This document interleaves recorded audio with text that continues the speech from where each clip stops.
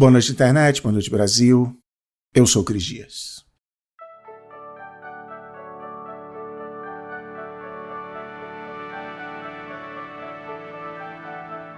Você já foi na Ilha do Governador? A ilha é o bairro onde eu passei a maior parte da minha vida. Mudei para lá com uns 3 anos de idade e só fui sair com quase 30 para ir fazer o famoso morar na gringa. E a ilha é um bairro geograficamente interessante. Ela fica no subúrbio do Rio de Janeiro, na Zona Norte, que é um lugar normalmente associado a ser o oposto da Zona Sul, que tem lá suas praias e o verde. Só que a Ilha do Governador é uma ilha no meio da Baía da Guanabara, então tem todo o lance pitoresco, o mar, o Pão de Açúcar lá no fundo, a Ponte Rio-Niterói. Inclusive o nome vem lá dos anos 1500, quando a ilha foi dada de presente para o governador da capitania do Rio de Janeiro, o Salvador Correia de Sá. É um lugar tão bonito e um climinha pacato que ali nos anos 1970 virou meio que um dos bairros para os novos ricos do Rio se mudarem para viver uma vida suburbana com crianças brincando na rua na sombra de árvores frutíferas. Essa doideira geográfica também acontece com a organização urbana do território da ilha.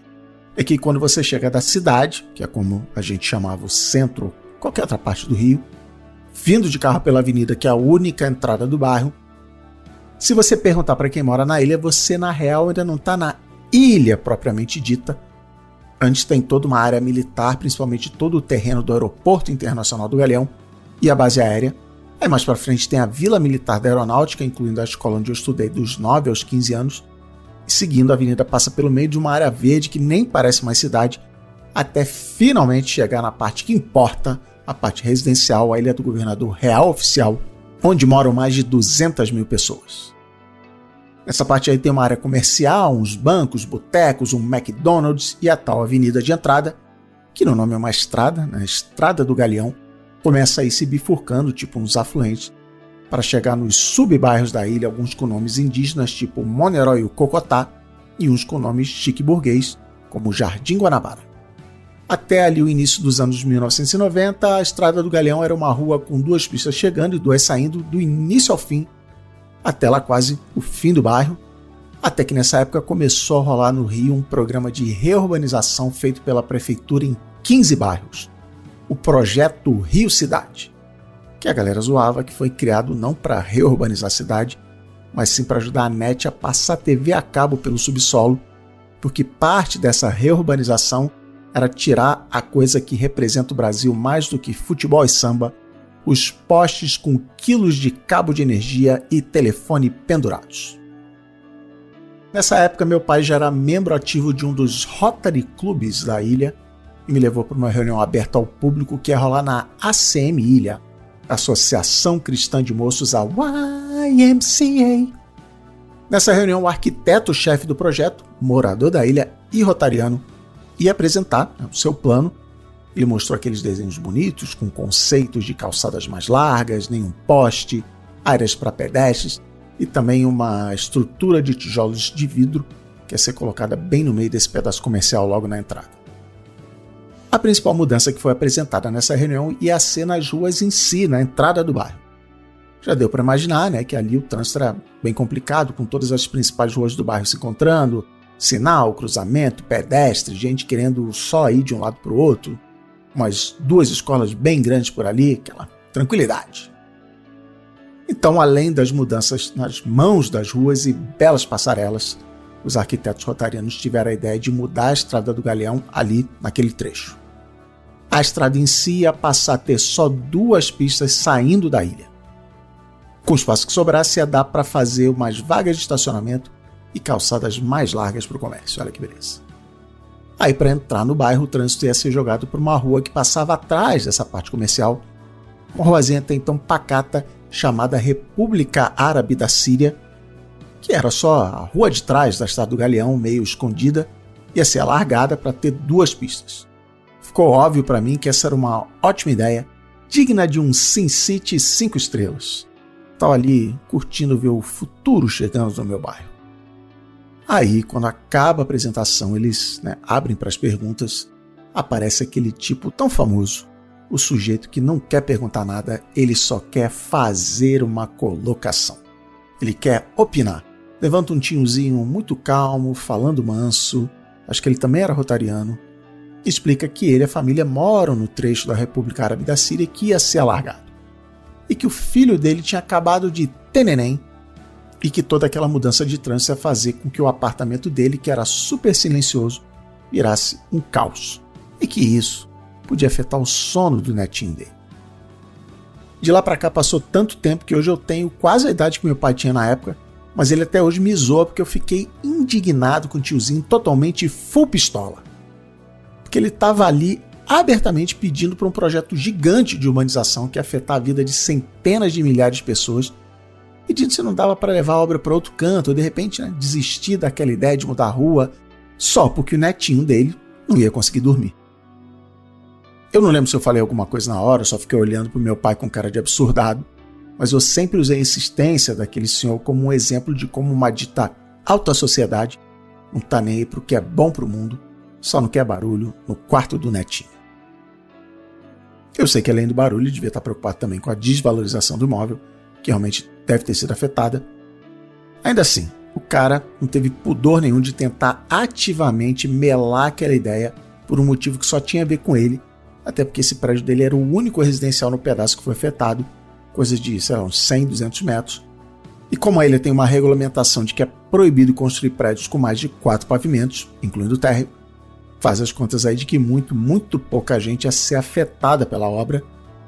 Não que eu achasse que a ideia dele fosse ter alguma chance de realmente ser levada adiante, mas isso não impediu ele de estar ali dando aquela sugestão. O tempo passou, hoje eu é que sou chamado de tiozinho pelos moleques de 20 anos, mas aqui nesse louco século XXI, eu vi pela primeira vez uma palavra que na hora me levou de volta no túnel do tempo para aquela reunião na ACM. Vetocracia.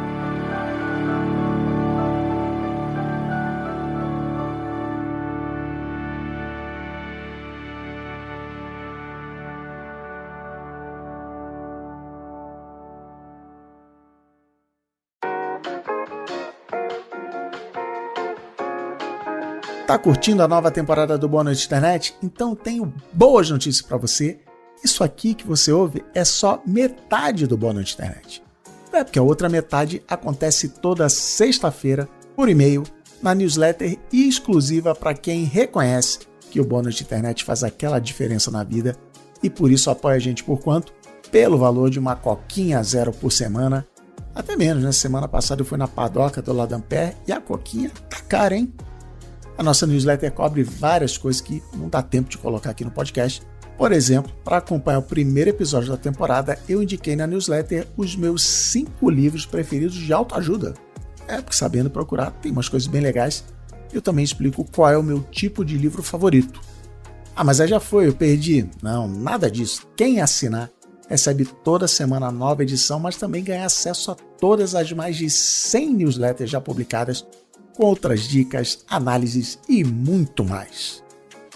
Tem, por exemplo, uma mais antiga um pouco, onde eu conto quais as ferramentas, quais apps eu uso para criar o Boa Noite Internet. Foi um grande sucesso, confere lá. E mais do que isso, você mostra para o mundo que valoriza as histórias que eu ouvi aqui toda semana, que elas valem o apoio. Então passa lá no boanoiteinternet.com.br/assine e vem ajudar a gente a seguir sempre se vendo toda semana. Combinado?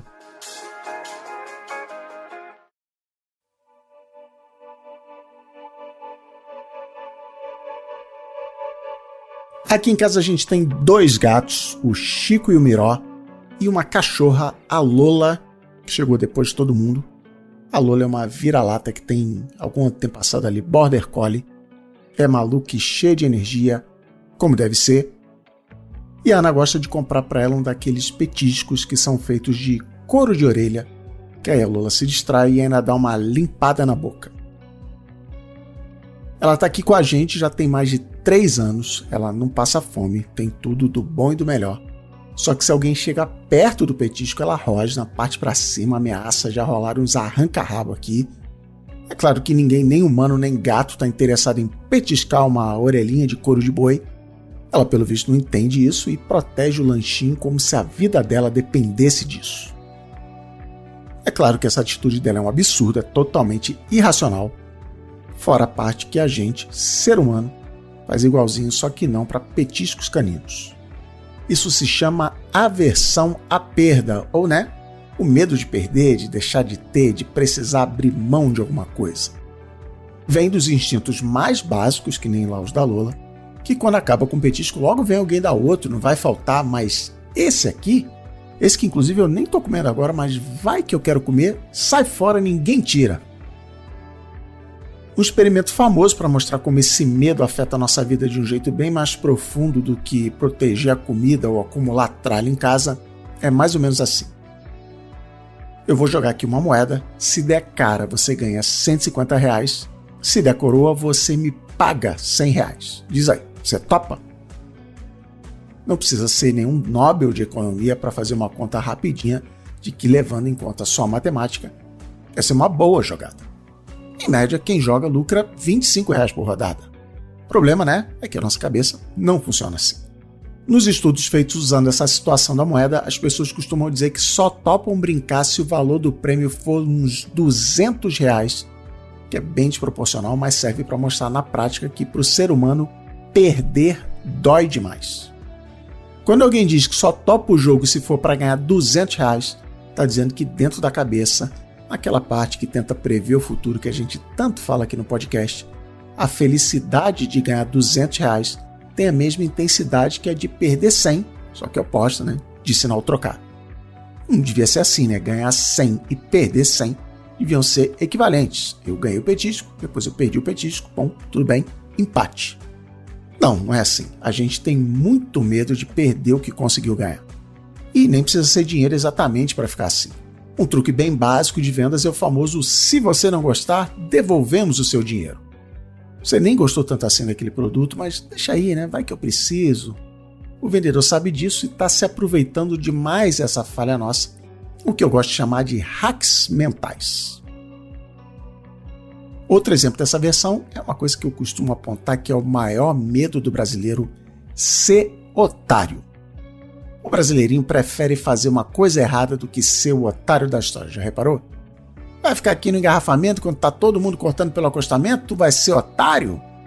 Vai pagar imposto sobre essa grana que você recebeu aí? Ninguém paga, cara. Nossa, que otário! É claro que na história da Ilha do Governador a obra seguiu, os postes sumiram e o treco lá feito de tijolo de vidro, parece um chafariz, mas não tem água, continua lá, pelo menos está no Google Street View. Só que quando a abordagem passa a ser sempre procurar alguma coisa que pode dar errado, ou como aquilo pode ir contra as coisas que a gente acredita, quando isso ganha uma escala maior e vira o padrão, a sociedade começa a travar. É por isso que quando eu ouvi essa palavra vetocracia, tudo se encaixou na minha cabeça. É um jeito de botar a sociedade para funcionar onde, na dúvida, é melhor não fazer nada. E a minha sensação é de que cada vez mais a gente vai nessa direção. Essa cultura do veto normalmente é cercada de boas intenções, até porque já diz o ditado, de boas intenções o inferno tá cheio. Só por conta do jeito que a gente consome conteúdo e notícias hoje, com tudo acontecendo ao mesmo tempo em todos os lugares, parece que tudo tem tantas variáveis, tantas pessoas envolvidas, impactadas, que a vetocracia vem forte. Isso deixa a gente travado para tomar decisões e, no fim, não decide nada, deixa como tá. E ficar como tá é bom para muita gente, que aí dá aquele empurrãozinho na vetocracia. Um exemplo bom são as mudanças climáticas. O mundo está indo para a vala. As evidências estão aí para quem quiser ver. Todo ano é o ano mais quente da história. Mas o que os países estão fazendo para reverter isso? Na prática, nada. Dizem que os caras que lucram com coisas que aceleram o aquecimento global gastam muito dinheiro tentando impedir qualquer avanço, qualquer regulamentação. Eles fazem isso de vários jeitos, incluindo aí dar uma boa grana para os políticos, que aprovam os tais limites. Mas outro jeito também rola no campo das narrativas, das historinhas que a gente ouve e repete. Tipo quando alguém fala que um jeito de diminuir a emissão de gases poluentes é ficar um dia por semana sem comer carne. E a resposta é: então você está dizendo que para salvar a natureza o que precisa é falir a indústria do alimento e deixar milhões de pessoas sem emprego? Você que está ouvindo aí pode achar que eu estou exagerando, só para dar um exemplo aqui, mas uma história desse nível aconteceu no início desse ano e deu bem ruim. Esse hack mental aí é uma das falácias de argumentação mais conhecidas, mais básicas, mais manjadas do mundo, mas que todo mundo segue caindo. É a falácia do espantalho. Do mesmo jeito que lá na Fazendinha o espantalho não é uma pessoa de verdade, só se parece. Um argumento espantalho até parece válido, tem uma cabeça, 2 braços e 2 pernas, só não é um argumento de verdade. Porque em vez de ter que debater com a coisa que eu falei, a outra pessoa argumenta com o espantalho, que é bem mais fácil de bater, fazendo parecer que está batendo em mim. Eu sugeri de a gente diminuir o consumo de carne e o contra-argumento ser de que eu estou falando que agora todo mundo tem que plantar sua própria comida, que é inviável, eu sei, você sabe. Eu nunca falei isso. Mas se eu não tomar cuidado e entender que o espantalho apareceu, eu vou dizer, não dá para plantar comida em casa não, melhor deixar como tá. Quer mais espantalho? Pois não, eles estão disponíveis para você em vários modelos e tamanhos. Como o presidente que se diz muito cristão, e aí qualquer pessoa que critica o que ele faz passa a ser contra Deus e a família. Religião adora o espantalhozinho. Aliás, por falar em religião, se eu critico o capitalismo, então isso quer dizer que eu apoio Stalin, que também era contra o capitalismo e matou milhões, só não vê quem não quer. O espantalho também joga a gente na direção da vetocracia, onde se cobra uma solução perfeita, onde ninguém é prejudicado. Tipo quando alguém fala, se você não tem uma solução, então não vem criticar. O comunismo aí, por exemplo, nunca deu certo, então o capitalismo não pode ser criticado, ninguém vai tomar meu Celtinha aqui não, que eu sei que é isso que você quer aqueles dias, tomar meu Celtinha para dar para seus amigos comunistas. O medo vende, o medo chama atenção. Se um espantalho incomoda muita gente, imagina um exército de espantalhos, cada um apontando para um problema, um novo por dia, uma manchete, um tweet. Cuidado, vai dar tudo errado, o céu tá caindo, eles estão vindo pegar tudo que a gente tem. Pelo sim, pelo não, melhor não fazer nada.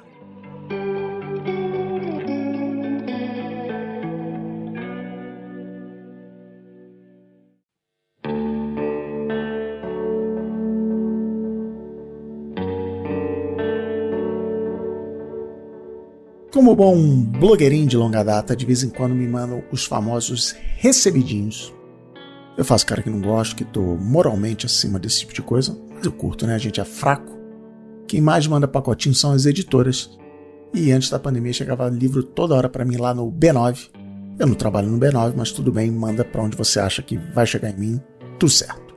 Um dia a gente foi lá gravar um Braincast e o Merigo me entregou um pacote que tinha um livro, que eu não lembro o nome direito, e ainda bem porque era alguma coisa do tipo como virar um conservador, sei lá. Deus me livre virar conservador, eu sou o cara do progresso, da hora viver no futuro, amante da tecnologia, dos drones, da inteligência artificial, mas também das mudanças na sociedade, né? Pra frente que se anda, eu quero viver o futuro logo, gente.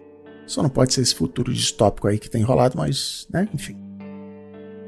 Por isso eu nem abri o livro, deixei ele lá na pilha para doações, mas aí, antes disso, eu cometi um erro, que foi ler aquela orelha que explica o livro, diz quem é o autor, né, do que ele vai falar, sabe qual é? O spoiler do grande motivo para ser um conservador era o seguinte: tudo na vida dá muito trabalho para se conseguir, se construir, e o problema dos progressistas é que eles não dão valor a isso, querem derrubar tudo e partir para a próxima, que tudo que é bom precisa ser conservado e admirado, não descartado só porque chegou uma coisa mais nova. Eu dei um grito apavorado, joguei o livro longe e saí correndo, que eu já estava começando a achar que até que ele tinha razão. Se a gente fosse apegar nesse sentido literal da palavra conservador, todo mundo quer conservar alguma coisa, né? Eu mesmo quero conservar a natureza, né? Quem não quer abraçar uma árvore? Eu quero conservar as florestas, manter os rios limpos, os mares cheios de peixe, especialmente conservar as calotas polares geladinhas sem derreter. Inclusive eu dou gostosas risadas vendo que de uns anos pra cá impedir que o planeta seja destruído virou pauta de esquerda. Ah, pronto, salvar a Terra, lá vem você com esse papo político. Outra coisa que eu sou conservador é o bairro aqui onde eu moro. Por mim podia parar com isso de construir prédios, chega de gentrificação, de especulação imobiliária, o capital destruindo a tranquilidade. É claro que eu estou escolhendo ignorar o fato de que eu moro em um prédio que foi construído, sei lá, nos anos 1970, mas que fica aqui um terreno que já deve ter sido de uma casa fofinha. Se tivesse uma reunião em um clube aqui perto para falar do projeto de urbanização do bairro, eu ia ser o tiozinho levantando para dizer que eu não tinha pergunta não, só queria fazer uma colocação que por mim eu vetava aquela ideia. Enfim, a hipocrisias. Principalmente eu quero impedir que as coisas sejam feitas de qualquer jeito, só passando por cima dos outros. De vez em quando eu vejo por aí uns vídeos tipo, olha como a China construiu essa cidade inteira em poucos meses. Ou uma avenida, um prédio gigante, a malha do metrô, essas coisas. São umas histórias que, sei lá, parece que foram mandadas no Zap para mostrar como a gente é ineficiente, como o Brasil tudo demora, tudo é superfaturado. Só que sempre que eu passo por esses vídeos eu fico imaginando a empreiteira chinesa chegando lá na casa das pessoas e avisando: aí, cidadão, o governo falou que vai passar uma avenida aqui, se muda aí, valeu? Eu nem sei como eles fazem esse tipo de obra lá, se tem aviso, indenização, mas imagino que, sendo o Estado autoritário que são, deve rolar muita preocupação com essas coisas de impacto socioambiental, ver qual vai ser a poluição do ar ou sonora, para onde vão essas famílias, e se duvidar nem como são as condições de trabalho dos operários. Bora aí, só vai lá e constrói o que eu tô mandando. O cientista político e jornalista Sean Ilin é apresentador de um dos meus podcasts de entrevistas favoritos, o Vox Conversations, e fala em um livro que ele coescreveu, que a democracia não é um sistema político nem econômico, é uma cultura de comunicação. O livro se chama em inglês O Paradoxo da Democracia e eu vou deixar o link para o livro e para o podcast na descrição do post e também lá no nosso Discord, no canal Cris Dicas. A democracia, segundo Sean Ilin, é só a maneira como a gente conversa entre si, onde todo mundo tem o direito de se expressar e dar sua opinião de como a sociedade deve funcionar. Que qualquer um pode levantar a mão na reunião do bairro para dizer que não gostou da ideia, pelo motivo que for. Enfim, fora isso, a democracia não garante mais nada. Não garante nem que um lugar democrático vai continuar sendo democrático. As pessoas podem decidir, democraticamente, que agora tem que acabar a democracia, que certas vozes não devem ser ouvidas. Foi bem o que aconteceu na Itália e Alemanha um século atrás, e estão tentando fazer rolar nos Estados Unidos agora. Não teve golpe de Estado, só teve uma quantidade suficiente de pessoas chegando à conclusão de que nem todo mundo pode chegar a conclusões. E cá entre nós nem precisa de um ditador vestindo aquelas fardas, sabe, cheio de medalha que ele mesmo se deu para fazer esse tipo de coisa. Sabe onde é o reino do espantalho governado pela vetocracia? Sim, o Twitter. Já virou até piada, né? Bom dia a todos e todas, mas sem ignorar quem é mais da noite, né? Por aí vai. Outro dia disseram por lá que uma mulher trans era privilegiada porque era branca. O Gui, meu sócio na Ampere, já foi vetado, que falou que não gosta daquelas latinhas de lixo em cima da pia. Que isso obviamente queria dizer que ele não ajudava nas tarefas de casa. Ou aquela menina que operou os dentes, aí ganhou sorvete caro do pai e, sei lá, uns posts depois a conversa já estava citando escravidão e senzala. Eu sei lá, essa altura eu nem tento mais entender. São problemas sérios, mas que rapidinho viram só um espantalho. Ah, você come sorvete caro? Então você apoia o abandono paterno e está fazendo piada com quem passou por isso. É tudo cheio de boas intenções, mas logo vira um espantalho. E aí tudo trava. A gente segue aqui só batendo boca, sem nenhuma coisa concreta acontecer, que sempre tem um outro espantalho para botar na conversa. Outro dia na newsletter exclusiva para quem apoia o Boa Noite Internet, para essas pessoas maravilhosas, eu comentei sobre o pessoal dizendo que o podcast A Mulher da Casa Abandonada devia ser tirado do ar, que poderia gerar gatilho em pessoas que passaram por situação de escravidão. Tirar do ar porque poderia. Pois é, até porque uma coisa que se faz muito na vetocracia é tentar imaginar o sofrimento do outro e ir lá proteger sem nem perguntar e entender direito o que a suposta vítima acha daquilo. Melhor tirar do ar porque alguém pode ouvir esse podcast e ficar mal, né? Eu estou esse tempo todo falando dos problemas da vetocracia na sociedade, no país, na cidade, mas essa cultura também já está rolando solta nas empresas. Sim, porque o Boa Noite Internet também é um podcast sobre carreira e gestão, Eu já trabalhei em uma empresa com essa cultura e já tive cliente onde dava para ver que era assim que as coisas funcionavam. É claro que essa abordagem, de novo, é cheia de boas intenções e até cautela, que muita coisa zoada feita por empresas e até celebridades por aí, só aconteceu o quê? Porque ninguém foi aquele amigo que botou a mão no ombro e falou: Putz, melhor não, hein? Vai na merda. Mas vamos lá. Uma empresa deve ser um lugar democrático com a tal cultura de comunicação aberta do Sean Illing? Eu juro que não sei a resposta. Que o meu instinto é dizer que sim, afinal de contas, eu sou um democrata anticapitalista. Só que também dá para ver como essas empresas são lentas, travadas. Uma dessas aí que eu falei, inclusive, nunca deu lucro. Mas todo mundo se orgulhava da cultura. Então, adianta a democracia se todo mundo vai perder o emprego lá na frente? Fora que nem dá para dizer que, bom, a gente ouviu todo mundo, toda ideia é válida, e assim a gente tem um baita ambiente legal. Que um dos primeiros sintomas de empresas com vetocracia é que as pessoas decidem parar de falar dos problemas ou de tentar fazer coisas novas. Afinal de contas, o lema da vetocracia é melhor não, então não vou falar nada, vou fazer que nem no ônibus, né? E só falar com o motorista o estritamente necessário, a cultura vai pro saco, tudo na base das melhores intenções. Melhor não, melhor nem falar nada, eu vou ficar aqui tirando o meu da reta, garantindo meu cantinho, cada um com seus problemas. É bem capaz, eu sei, de essa altura do episódio você já ter plantado um monte de espantalho por conta de tudo que eu falei até aqui. Que eu estou defendendo o autoritarismo, que eu não me importo com as minorias, com as condições de trabalho, que eu sou um branco privilegiado. Não, tudo bem, eu sei de tudo isso, inclusive essa parte de que eu falo de uma posição de privilégio. Por outro lado, um outro sintoma forte de vetocracia é quando, antes de falar, a gente precisa colocar vários avisos para não ser mal interpretado, tipo lauda de contrato.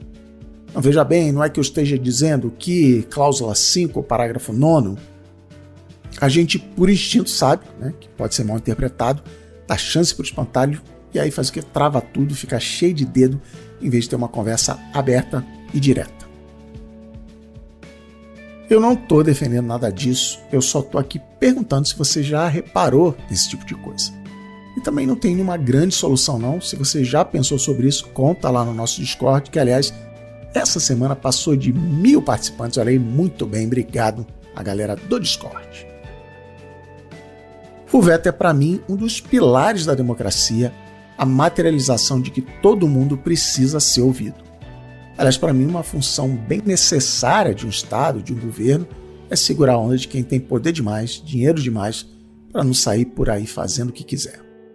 Pensar no todo, né? Tanto que a gente falou disso no primeiro episódio desse ano. O veto é a ferramenta do oprimido tentar ser menos oprimido. Porque ao longo da história sempre, né, que se disse que alguém ia precisar abrir mão para o progresso chegar, esse alguém estava onde? Estava sempre do lado mais fraco da corda. É só que isso pode se virar contra nós mesmos e ninguém conseguir fazer nada. Especialmente quando quem está lá em cima entende que pode usar medos e espantalhos para ganho próprio, travando as ideias que não gostam ou desviando a nossa atenção das coisas que realmente deveriam importar. Na mesma newsletter lá, onde eu falei da Casa Abandonada, eu contei que o meu livro de ficção científica distópica favorito não é 1984 nem Admirável Mundo Novo. É o Fahrenheit 451, a famosa história que tem os livros queimados. É o meu favorito porque o motivo de os livros serem queimados não veio de um grande irmão perverso, um ditador do mal que quer calar as vozes que pensam diferente. Veio das pessoas. De que cada livro tinha uma parte que desagradava alguém, que por isso pedia para o livro sair de circulação. O tempo vai passando e as pessoas preferem ficar com a cara vidrada na televisão, que lá não tem espantalho, lá só tem alegria e diversão, piadas, novelinhas e dancinhas. Então melhor queimar os livros, vai que alguém ficou ofendido. Fahrenheit 451 comemora 70 anos de lançamento ano que vem. Eu sei que hoje a gente não tem bombeiros com tanques de gasolina queimando livros. Como uma boa história de ficção científica, é só um exagero, uma alegoria. Mas também é mais um daqueles livros que eu não consigo parar de pensar, de perguntar se esse é um futuro possível. Melhor não, né?